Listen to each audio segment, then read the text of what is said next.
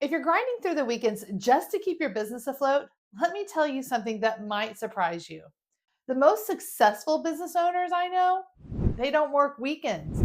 Some don't even work Fridays. Not because they don't care about their business, but because they built it to run without them being there 24/7.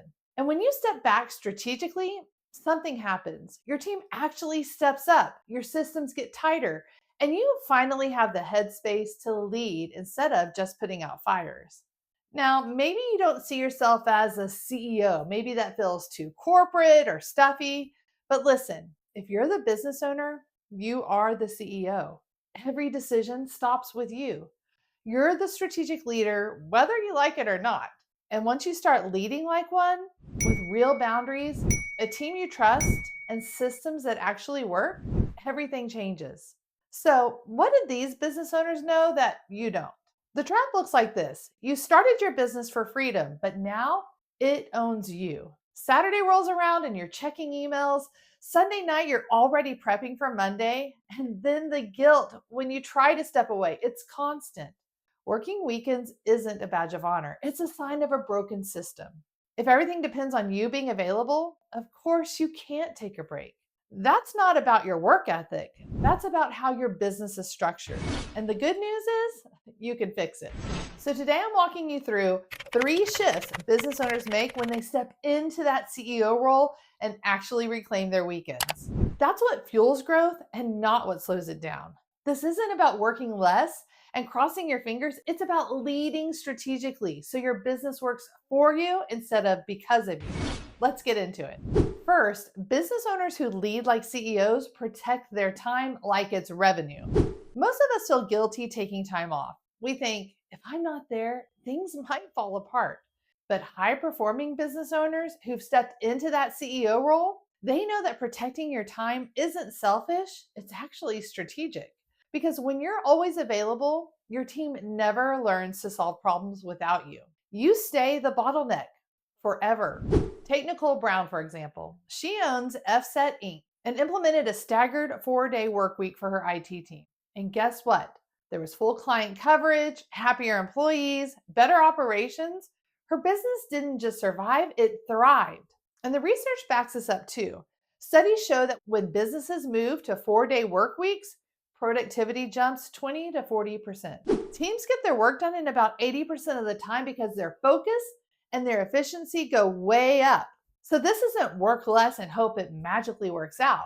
When you set clear boundaries, your team rises to meet them, your systems get stronger, and you finally have the breathing room to lead strategically instead of just reacting all day. The shift isn't just blocking off Saturdays on your calendar, it's designing your business so that it can actually run and grow without you being there every single day. That's what CEOs do. And as the business owner, that's your job too. The second thing they do differently, they develop leaders, not task managers.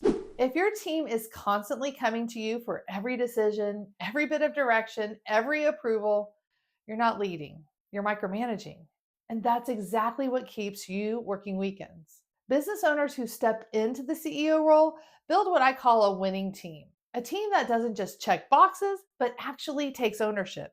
They get the vision, they know their role, and they're empowered to make decisions without having to run every single thing by you first. When you make that shift from managing every task to developing leaders, everything changes. Your team starts solving problems before they even hit your desk. They take initiative, and suddenly you're not the only one who can keep things moving forward. But you can't just hope your team takes ownership. You actually have to build for it. That means giving them clarity on their roles, creating real accountability, and trusting them. And I mean actually trusting them, not the I'll let you try and then I'll redo it myself kind of trust. The shift is going from chief everything officer to the business owner who leads like a CEO and leads a team that can lead itself. And the third piece, business owners who lead like CEOs run on systems, not on their own brain power. If the only way things get done in your business is because you remember it, you follow up on it, and you execute it, you're not running a business. You're running a one person show with some support staff. Now, when I say systems, I'm not talking about IT or fancy software. I'm talking about repeatable processes: how you onboard a new client, how your team handles a customer question, how projects move from start to finish, how you run your weekly meetings. Those are all systems. And if they only exist in your head, they're not doing you or your team any good. Business owners who lead like CEOs document these processes. They create workflows, checklists, standing operating procedures, whatever it takes so that anyone on your team can follow them, almost like they're reading your mind. When you have systems in place, your business doesn't depend on your memory, your availability, or you being involved in every little thing. The payoff? Businesses with documented systems have fewer bottlenecks, better team performance, and way more consistent results. Who doesn't want that? But most business owners resist this step. Usually it's one of three things. First of all, they think it's boring. They think they don't have time, or this is the real one, they're scared someone will do it differently than they would. Okay, real talk. If it's only in your head, it's not scalable. And if it's not scalable, you're stuck working weekends forever. So stop being the walking instruction manual for your business. Start building systems, real, documented, repeatable processes so you can finally step into that CEO role and lead from strategy instead of just reacting all day long. So, what actually happens when you make these three shifts? Let me show you what's possible. One business owner I know runs a multi seven-figure business. She works 4 days a week, and this year she's taken 12 weeks of vacation. 12 weeks, all while her business keeps growing. She's not superhuman, she's just strategic. She sets boundaries, she's built a team that takes real ownership, and she's put systems in place, documented processes, some AI tools, automation where it made sense, so that her business runs without her being in it constantly. She's leading like a CEO, and you can do this too. When you give people ownership and back it up with solid systems, engagement goes up and burnout drops by over 70%. And well, you get your weekends back. You get mental clarity, you stop reacting and start actually leading. This isn't theory. This is what happens when business owners stop grinding themselves into the ground and start leading like CEOs.